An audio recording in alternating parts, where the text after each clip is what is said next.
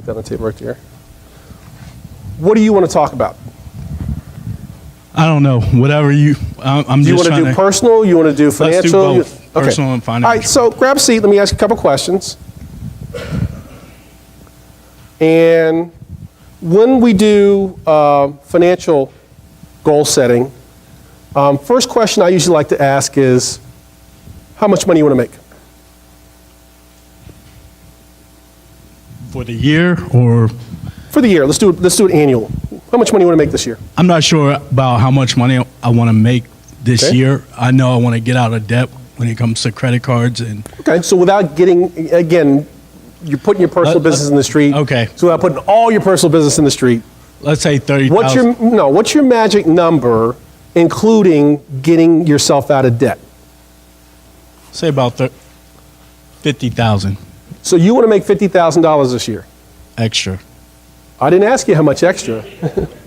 I asked you how much money you want to make this year. I'd say 150,000. Okay, so write it down. You want to make $150,000.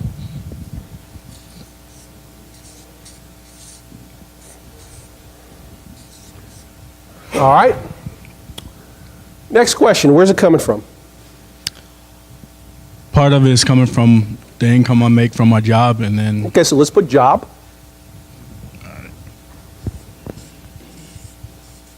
And what's that going to contribute to you?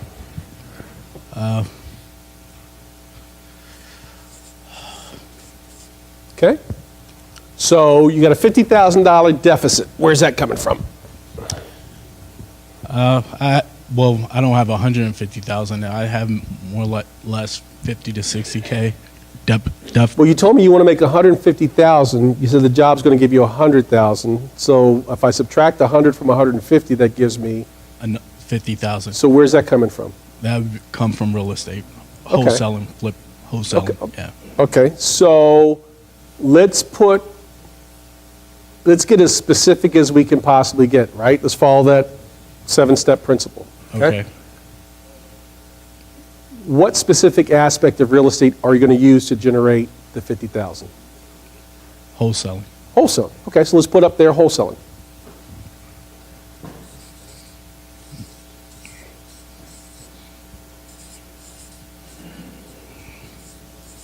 And that's going to be 50K. Okay? So, how many deals did you wholesale last year? None. Okay. And based on coming to the Dealmaker Workshop, based on hanging out with folks, what is the average profit that you're seeing with regards to wholesaling deals? Say 3 to 5 grand. If you're doing phase 1, it's about $5,000. If you're doing phase 2, it can be significantly higher than that. Okay. So let's put wholesaling. You got wholesaling 50K. Now let's talk about the difference between phase 1 versus phase 2. Okay. Phase 1 is you going into the MLS and sending out offers. Okay. Phase 2, more or less, is you pounding the pavement. Okay. Okay? Now, here's where we break down that smarter, right? You got your little cheat sheet? I do. Okay? Everybody got the cheat sheet? Okay. So,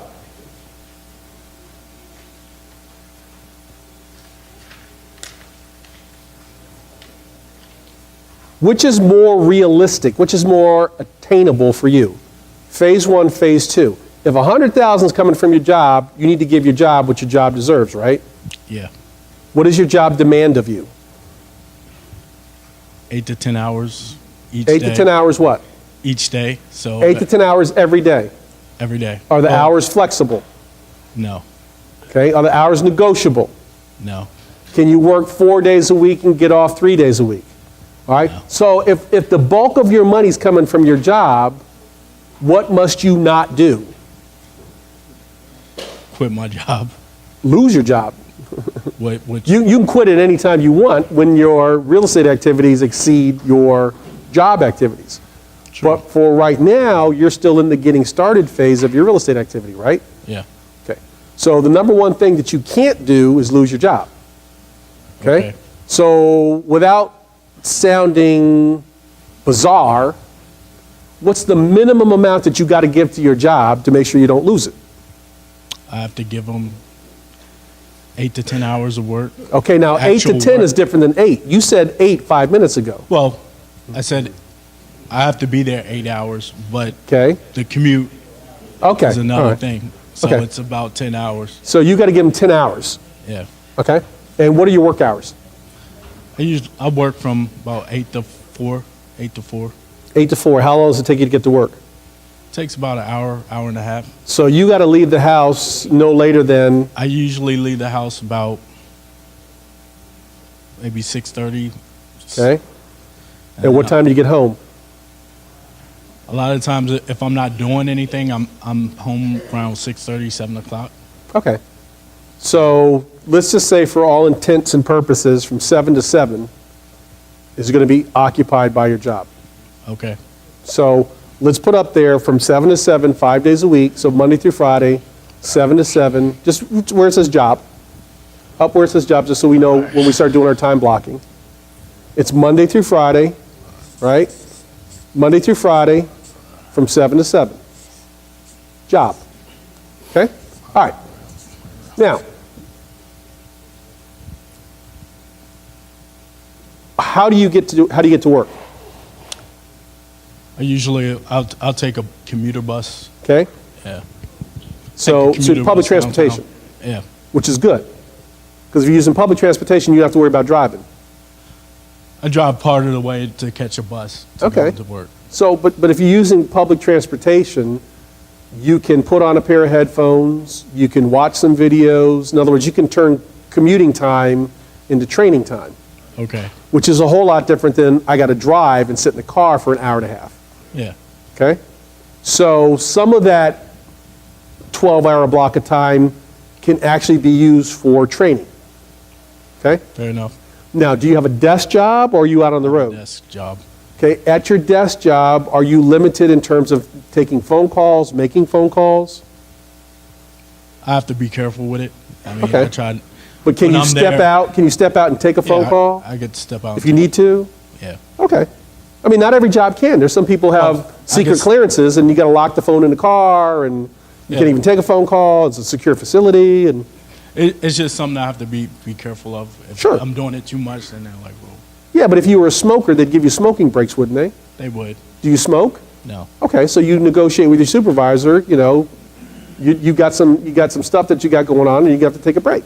But if the smokers get a smoking break, why can't you get an equivalent amount of time to do what you need to do? Fair enough. I mean, you're going to have to go in and negotiate this stuff. Nobody gives it to you. But by the same token, nobody should be challenging you and questioning you if you are giving your job what it's due, but then still carving out some time to do what you need to do. Yeah. Do you take lunch with you? Do you buy lunch at work? I buy lunch. Okay, where do you buy lunch? On site at a cafeteria, or do you go?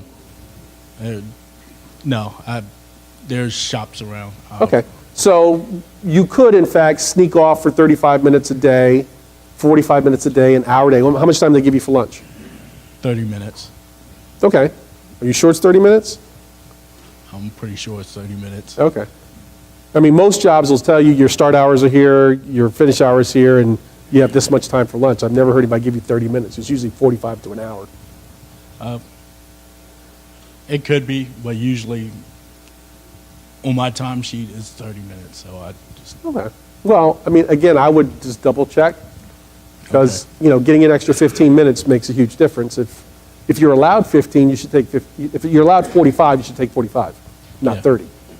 Okay. All right. So here's the bottom line. Okay. For you to come back to me and say, okay, I want to wholesale some deals and I'm going to be out there doing phase 2 marketing and I'm going to make $20,000 a deal, I'd look you in the eye and say it ain't going to happen. okay. Okay. All right. That is almost impossible. Why? Because you got a job that is consuming such a huge chunk of your time during the day, and most of the stuff that needs to get done to be successful as a phase 2 wholesaler, not impossible, but certainly more challenging. It's almost impossible. Okay. It seems like. I know it seems Putting like. the energy into it. Okay. So where you really should be focusing your time is leveraging your desk job to do phase one marketing, which fundamentally, essentially is identifying properties in the MLS and getting 10 to 20 offers out the door every week without fail, which can also be done through the help of an assistant, which can also be done in terms of the follow-up with the help of your real estate agent. If you identify a property, I should say when you identify a property, excuse me, that you need to do a best and final, then you leverage the contractors that you know to go out and look at the properties for you and videotape it with their cell phones. Or you say to them, okay, I'm going to take a 30-minute break for lunch today, be at the property and call me at 12:30, and from 12:30 to 12:45, we'll do the property tour together, but I'm here at the job site, you're there at my property. So there's ways you can leverage other people's skills doing phase one marketing that's almost impossible to do during phase two marketing. Phase two mentally is like pounding the pavement, okay? Yeah. Can you do phase two while you have a full-time job? You can, but it's significantly harder, Yeah. okay? Therefore, since you're putting your plan together, I would suggest you focus more on the phase one marketing. And at some point, when you're ready to make a decision about leaving that job, then incorporate phase two marketing. Okay. Make sense? Yeah. Okay, so let's flip the sheet over and let's talk about how you're going to do phase two marketing. So your goal is $50,000. Hey, I'll get it later. Sorry, don't worry about it. Pick those up later. All right, so taking one of the markers, let's put $50,000 from wholesaling. And the average profit on a phase one deal is what? 3 to 5. It's about 5,000. 5.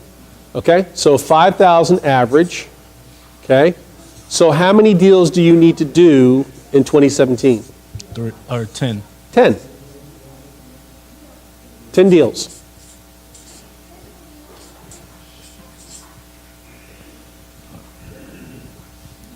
So, you have not done your first deal yet. No. So we need to put a system in place to not only do our first deal, but then build on that system to do a deal a month.